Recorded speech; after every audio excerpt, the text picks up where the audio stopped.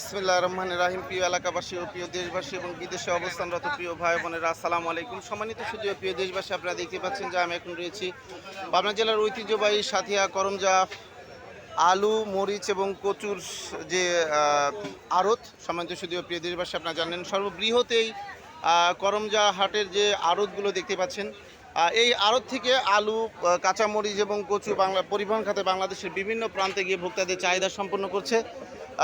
এ পর্যায়ে আজকে আমরা জানবো যে আজকে করমজা হাটে আলু, কাঁচামরিচ এবং কচুর সর্বোচ্চ পাইকারি বাজার কত যাচ্ছে।